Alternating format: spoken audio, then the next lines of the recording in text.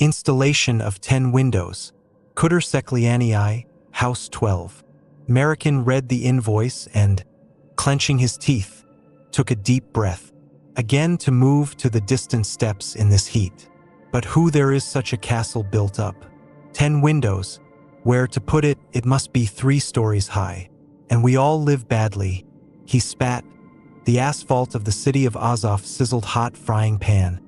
Saliva almost instantly evaporated. It's like hell, Marikhin thought. We live like in hell. Grasped the handle on the door of the gazelle and immediately pulled away. His fingers burned. Metal heats up quickly in the sun. Tigran came out from behind the building of the window factory, wiping his hands on his t-shirt. What are we waiting for? Drive to loading, we still have an hour and a half to go. After the IE Kostyukov engaged in the sale and installation of windows, Vitalik Marikhin and Tigran Kazarian quickly formed their own brigade, and, remembering in an unkind word the former boss who had gone off the rails, began to plunge nearby settlements in the Rostov region. In the city, they were simply not invited, remembering some poisoned windows, which were put by their office. People were dying by the packs after them. The town is small, the word spread quickly. And now every day was like a holiday, that excursion to distant villages or to some village, sometimes to Rostov dachas they went to install. Once took them as far as Bataysk. Good thing there were their own windows at the customer, but these travels are very tiring. And where is this farm? The navigator doesn't show it. Vitalik drove to the ramp, where the movers of the window factory were already waiting. There are 3 houses in 2 rows. Tigran was looking at his phone. It's towards Djuric and then another 15 kilometers. There's a farm on the bank of the Don. Shall we go home and get some fishing rods? Why, Vital, there's work for 2 days, we'll have to spend the night there anyway. The customer said he'll provide overnight accommodation. He liked our prices. Yes, we put for pennies. Vitalik shook his head. But there was nothing to do. Either that or nothing. Oh, and in this farm lives a psychic grandfather. Yes, my aunt on my father's side has her husband's sister, so she went to him. She says he cures everything, even cancer, even hemorrhoids. He removed her curse. She came to him sick, sick, sick, and he waved his hands, whispered to her, and that was it. What's the matter? She threw off her skates? Marikhin skeptically frowned. That very thing. Married then. She gave birth to a son last year. Vital, she was as ugly as my life. She lived to the age of 34. No one wanted her. We even tried to marry her to Ashetik Krivoy. We don't like him, but he didn't want her either. But the sorcerer gave her away. Maybe I'll go to him too when we get there. Why do you want to marry him? Well, said Tigran, you understand, I'm not young anymore, but I want to be young. I'd like to warm up my blood like I used to. Tiga, you'd better ask him for good luck, hummed Vitalik, watching how the windows are loaded and fastened in the back. On the way 2 more times called the customer.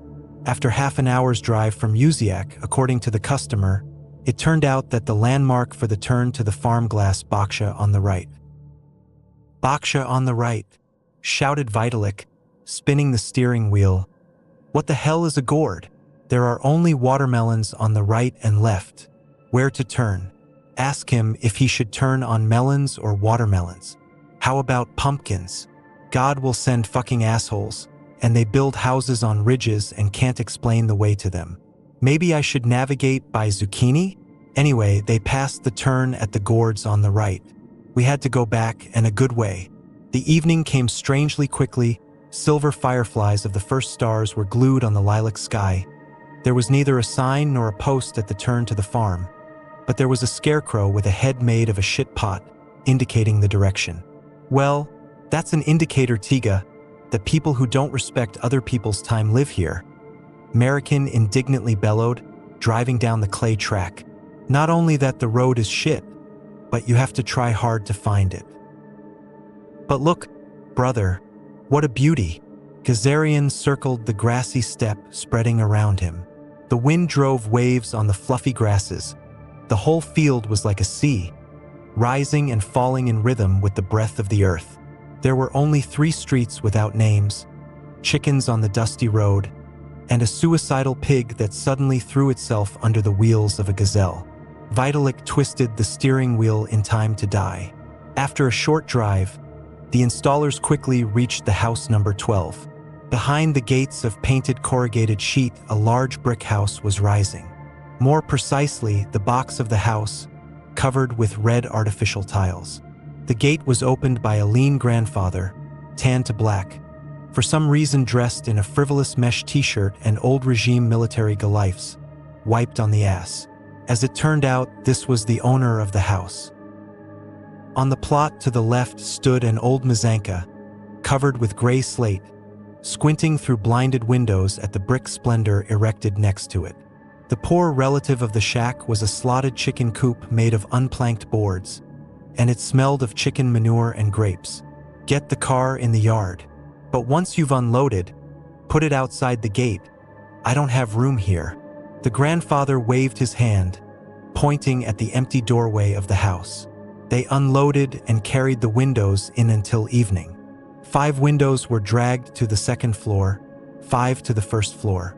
The gazelle stayed behind the fence, but the vigilant Vitalik looked out from behind the gate every 20 minutes. You, son, don't be afraid. No one will dare to harm you here. The grandfather grumbled and grinned into his fluffy mustache. There is no one willing to risk their health. You sit down in the gazebo, now we'll have dinner. You will sleep in the summer kitchen, and tomorrow you will do business. While the grandfather was carrying plates to the table, the boys unpacked at the place of overnight stay. In a small room there were 2 ancient beds, a chair and a locker. The locker contained linens and pillows that smelled of old chicken feathers. To hell with it, Tigran placed his in the headboard. As long as there were no mosquitoes. I'm tired as a dog. My grandfather must be a hard man. You can't build a house like this on a pension. Maybe his son is a businessman or a farmer. I saw a pigsty at the end of the plot. Maybe he sells meat. Why, it's not bad money these days. In the gazebo, under a lamp in a yellow old lampshade, the table was already set. Young potatoes sprinkled with fragrant dill, salad of tomatoes and onions, a bowl of eggplant caviar, and 3 cut glasses. Tigran cheered up. Grandfather took out a large bottle of house wine from under the table, poured it, and made a toast. To acquaintance sons, he took a sip. My name is Pavel Semyonik, Grandfather Pasha for short.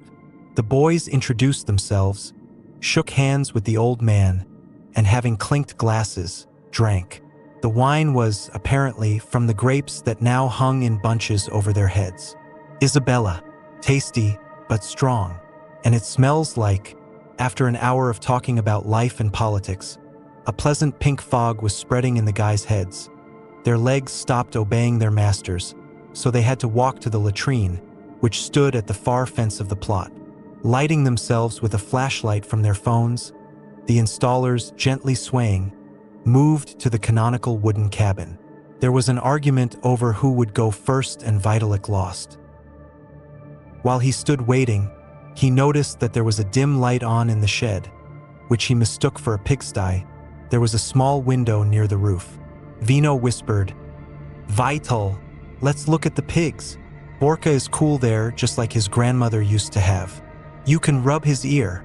And Vitalik, going around the beds, went to the pigsty. The door was bolted. But what is such a barrier to the curious? The hinges creaked softly, and a warm wave of dung stench hit his nose. In the pens, weakly illuminated by a small lamp, piglets were swarming. From behind one fence, a black goat's head poked out, indignantly shouting something. Vitalik happily began to grunt at the piglets, trying to grab one of them by the ear, was just about to fall over the fence, but almost fell. And then from the far corner, where the pens were lost in the darkness, heard a mocking grunting, as if someone was mocking Vitalik himself, not even imitating the piglets, but deliberately teasing. "Who's there?" Marikhin realized that asked the most stupid question in his life. If there's a boar's pen there, it's unlikely he'll answer. In the darkness squawked, rustled straw, as if someone ran closer. "Jewy, Jewy, swallow? A hoarse, low voice shattered the dung-laden air of the pigsty. Vitalik crept toward the exit, and the rustling at the far end of the pens was growing, whether they were digging something there or running in a circle. Not chewing? Chew. A voice wheezed. Chew, asshole. The hops were gone from Marikhinskaya's head in a moment. The piglets in the lighted pens huddled together and fell silent. And the horse kept repeating and repeating like clockwork, chew, chew, swallow, chew, chew, swallow. He rustled the straw, moving somewhere in the depths of the dark barn. What if it's not tied down? Marikhin's thought scalded him. He turned and rushed for the exit. With relief, he pushed the deadbolt back on the door and exhaled. Who is there at grandfather in the pigsty? His voice was strange, as if he could only speak one phrase. He felt the urge to go to the bathroom. When he came out to the gazebo, he found Tigran shining like polished glass and a very satisfied grandfather Pasha. They had already finished the bottle and, judging by their conversations, were considering the positions in the State Duma from the point of view of commercial profit. And I had a local deputy that month, Grandpa Pasha broadcasted. I treated him on the male side, but I got so carried away that I almost cut off his ear. With what? Vitalik landed at the table and decided to support the conversation. It was very interesting, although nothing was clear. With what? With a saber, of course. I was afraid to take money from him afterwards.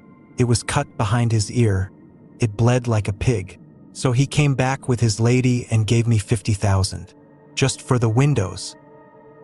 Where did he get that kind of money from? In Israel, he said, the doctors couldn't help, but I did. Tigran pushed Vitalik in the side. Pavel Semyonovich is that psychic I told you, yes. He cured my relative. Grandfather sat down at the table and, raising a finger up, said, I am but a conduit of the gods of our gods. A small link between those who ask for healing and those who can give it. What grandfather mashing, thought Marikhin. And who is sitting in his barn? Healed, who has not found 50,000.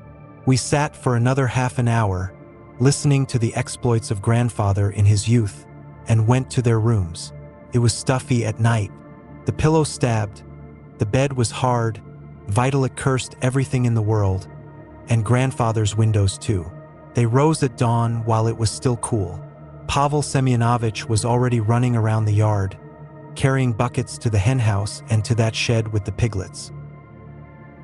Marikhin had stammered to tell Tigran about his suspicions about the pigsty, but then changed his mind. Tiga was so enthusiastic about getting acquainted with this miracle sorcerer, and he would have had to confess that he had entered someone else's farm without asking.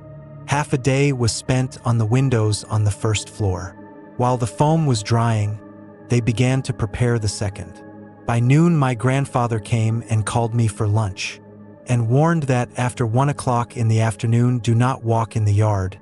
People will come to him, so that they wouldn't shine and wouldn't make much noise. But not much wanted to shine here, thought Marikhin, screwing the anchors. He, of course, does not believe in all this sorcery, but just in case, it is better to finish here all quickly and go home. It's safer that way. They put up everything except the 2 windows that faced the courtyard of the house. The sun was burning as if it wanted to scorch the entire population of the Rostov region, and the installers were drenched in sweat, carrying tools and everything they needed to the last room.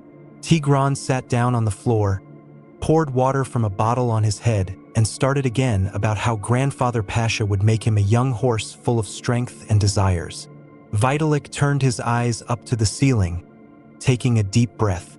KSCHSCHSCHSH, Kishcha, Kishcha, Kishcha, KSSSS, hissed in the yard. The boys cautiously looked out the window. Without looking out, strange things were happening in the yard.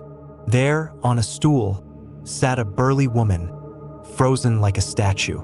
Her hands were on her knees, palms down. Her tense face and bulging eyes told that something important was going on. Grandpa Pasha was whisking the woman with 2 brooms made of walnut branches and some sort of bayberry.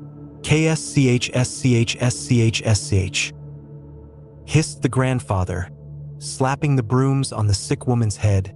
Kish, kish, Kish.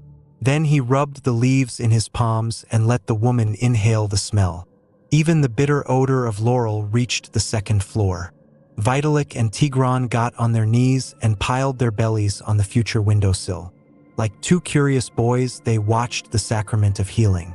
They didn't know what for, but they were terribly curious.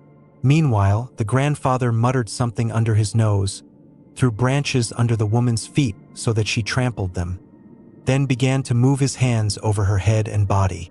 After about 5 minutes, he went into the cabin and came out with 2 Cossack sabers. The blades gleamed, brushed over the poor man's head. Vitalik held his breath. Tigran gasped in admiration. The grandfather glared angrily at the window where the watchers lurked, but they had time to duck. Standing behind the woman, the old man swirled his checkers in a circle, holding them at her sides. The air rumbled, silver blades flying around the woman as if they were cutting off some thread that was pulling energy, health, and perhaps even life itself from her. Checkers crossed, cutting sparks, rising to the empty sky, falling to the ground. Grandfather danced, spinning, cutting something invisible.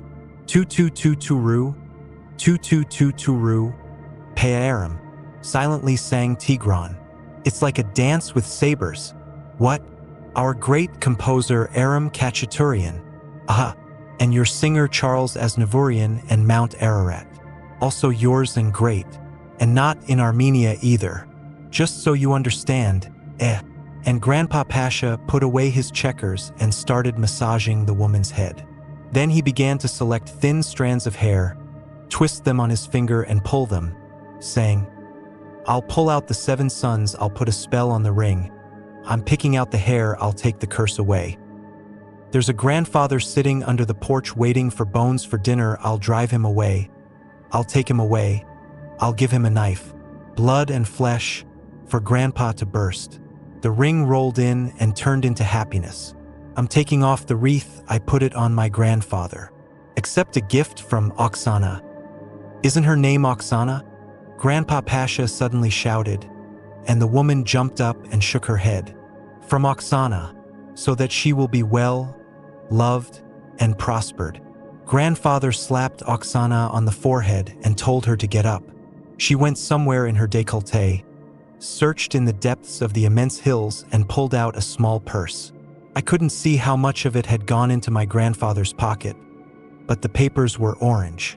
In the midday lull, another window was put up. And then there was a commotion. 2 black SUVs pulled up, and the yard was packed with people. A young woman, pale and emaciated, was wheeled in on a wheelchair. Some man ran around her with a concerned face, twice ran into Grandfather Pasha's shack, then stood for 10 minutes surrounded by those with whom he had come and talked about something. The 3rd time he ran into the house with a solid wad of money, having emptied his purse and taken some more from his own. What's that there, I wonder? Tigran leaned out of the window. Vital, look, it's a hard case, it's bad. You're going to have a hard case. Come on, stop staring, let's put it down and go home. Vitalik was gnawing with anxiety, some premonition of trouble. The one who sits in the pigsty did not give him peace. Something is wrong here. Intuition screamed and demanded to get out of here, despite the hospitality of Pavel Semyonovich. Wait a minute. Look, where did Grandfather take her? Looking out the window, Marikhin followed the path of the grandfather with a wheelchair along the paths between the beds, right up to the pigsty. And what was he going to do with her there? Again he remembered the hoarse voice coming from the darkness through the rustle of straw. Chew, chew, swallow. In the courtyard were crowded people who had come with this woman in a wheelchair. Relatives, apparently. They were talking quietly about something. Someone folded his palms and prayed. Vitalik wiped his forehead, told Tigran to put his curious nose back and start putting up the slopes, and started working. But after 5 minutes, he couldn't stand it. Everything was falling out of his hands, and the thought of what his grandfather was doing with that woman in the pigsty was drilling into his brain. He had to find out. What if there is something illegal there? Vitalik was so dazed from his own courage that he forgot to tell Tigran where he was going. He simply went down to the first floor and climbed out through the window so that those in the courtyard would not see him. And then, with an independent look, he went to the sorting room. If anything, he'll say he was going there. After a little looking around and listening sensitively, he ran across the vegetable garden to the back wall of the pigsty and put his ear to the warm boards. There was something tapping inside, some inarticulate sounds. Almost under the roof, there was a small window. Marikhin began to sneak along the wall, through the thickets of nettles, painfully stinging his feet. After all, if you rest your feet on the fence behind the shed, and your hands on the wall, you can look through the window inside. The fence almost crumpled under Vitalik's weight, creaked, but it held. Through the dusty glass, I could see what I could see. In a small enclosure, curtained with a dirty gray cloth, stood chained to the wall a stunted, gaunt, ugly man in a woman's drab nightgown. Bald, knobby head, long monkey arms, a hump protruding from his back, bending his wearer to the ground. While the ugly man stomped, shuffling from foot to foot, Vitalik had time to consider that from the forehead of the hunchback to the eye hangs a swelling, a tumor. His jaws were moving all the time, as if he was chewing something.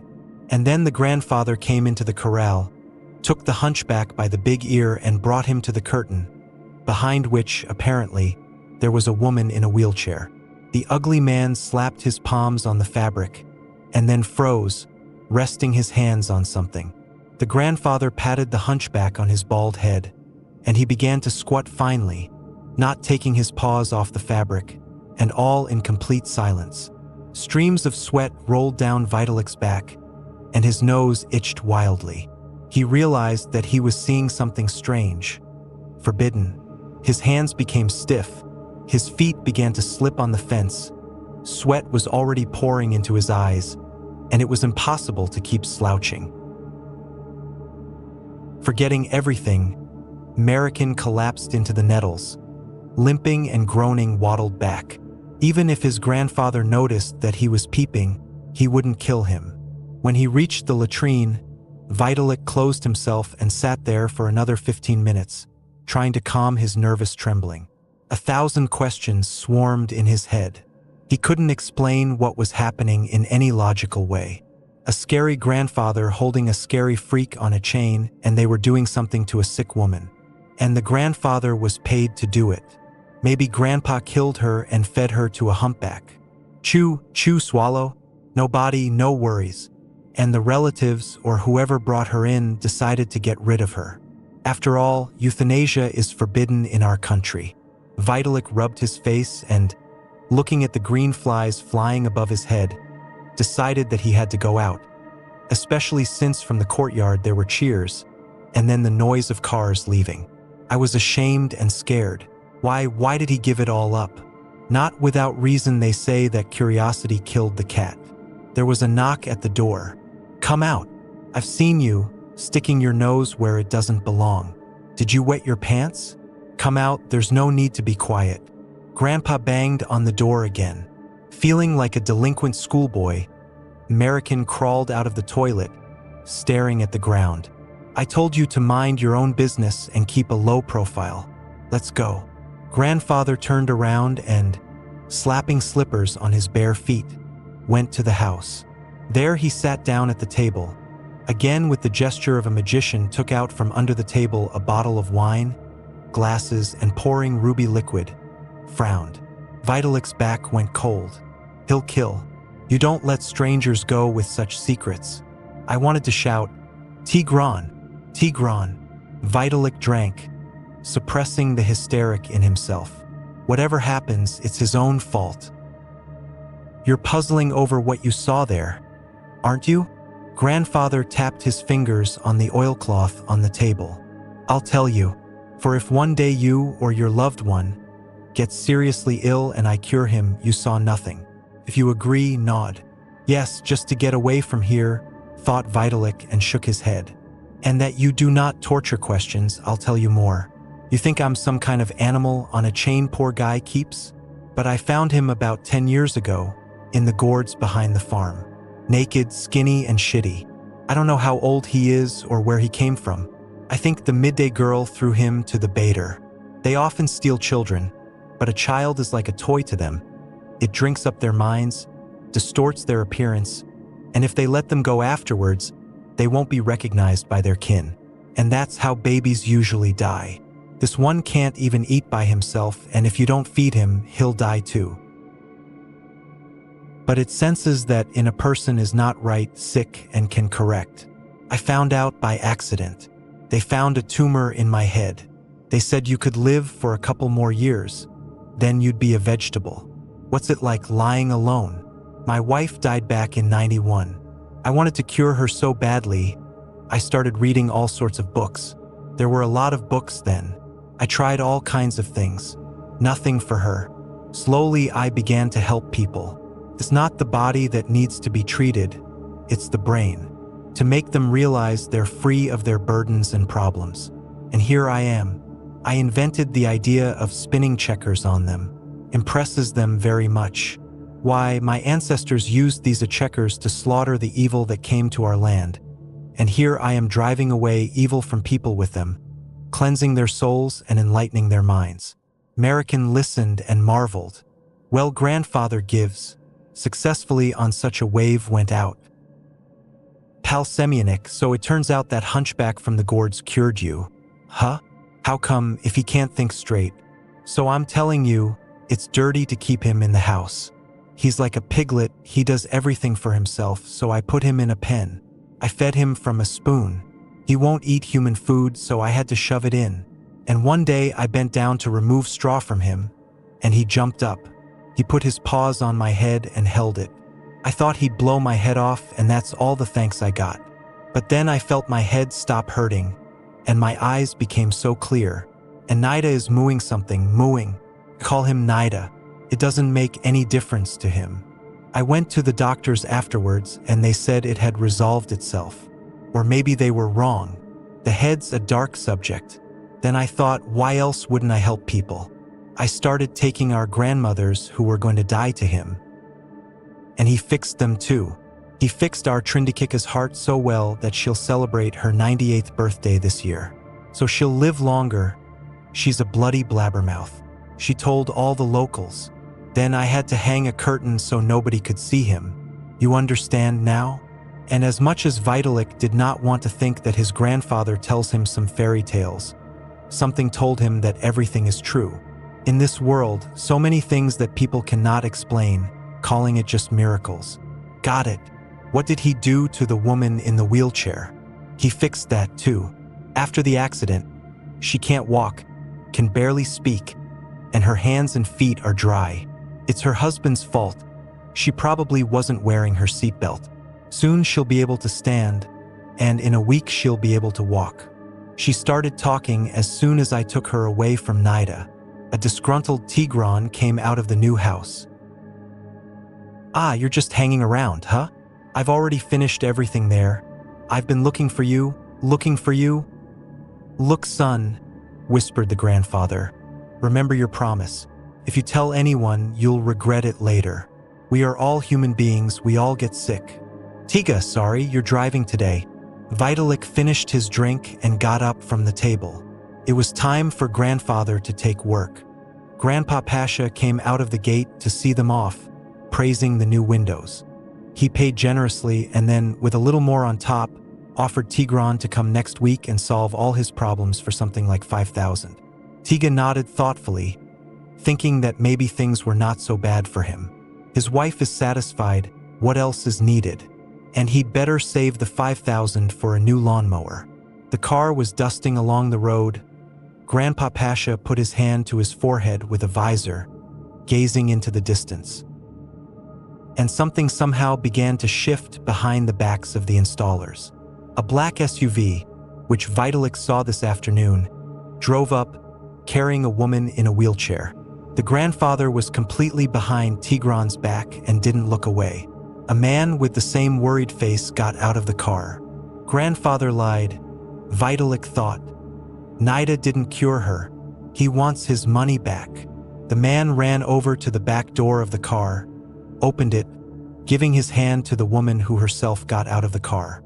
The same one who'd arrived in a wheelchair in the afternoon. She was smiling. The man looked around with his eyes and, seeing Pavel Semyonik, rushed to him. "Thank you very much." The man clasped his hands to his chest. "It's a miracle. She's talking. She's walking. This is happiness." Grandfather stood behind the guys and sternly sniffed, as if preparing for battle. "But where are her breasts?" wailed the man, pointing his finger at the smiling lady. "I gave her breasts before the accident. $350,000 worth of fucking silicone. Where are they now? Look at that. Where's it all gone? Give it back to me the way it was, or I'll sue for damages." "Where are her breasts?" I said. Where? "Inaida," mumbled Grandpa Pasha behind the installer's backs. "He doesn't like wrong things in organisms. I'll do something. Listen, unprofitable, drink from here." Vitalik's voice was quiet and calm. "Did they put your wife back on her feet?" "They did. Be happy, asshole. She'll live." "He's thinking about tits, idiot." He got behind the wheel and hit the floor. The man grumbled something else, waved his hands, but quickly got down and drove away. At parting, the grandfather shook hands with the guys, thanked them for a long time. Vitalik wagged his finger. On the way out of the farm, they almost ran over a pig again. Maybe the same one that was trying to realize its dream to ascend to the pig's paradise as quickly as possible. The heat was already subsiding. The sun-heated cabin of the gazelle was stuffy. The warm wind barely flew into the open windows. Driving past the grassy steppe, Vitalik thought he caught some movement out of the corner of his eye. Turning around, he saw a woman in a long white dress with a wreath of poppies on her head, running parallel to the car. She was running, keeping pace, as if the wind were carrying her through the waves of grass. The woman disappeared and then reappeared, far ahead. While the gazelle shook on the bumps, approaching, Marikhin had time to consider that the woman had no face. Two dark, failing eyes, two holes instead of a nose, and a lower jaw that had fallen off, hanging from a rope across her chest. A long blue split tongue flicked out of her mouth, licked the skull bone under her eye, and retracted back in. The woman swung the sickle she held in her hand and disappeared for good. Fuck it. Such orders. Vitalik thought and listened to Tigran's complaining about the shitty road, the shitty heat, the horse prices for grandfather's services, and the fact that his head was so hot that he could meet midday. I wish I could go home.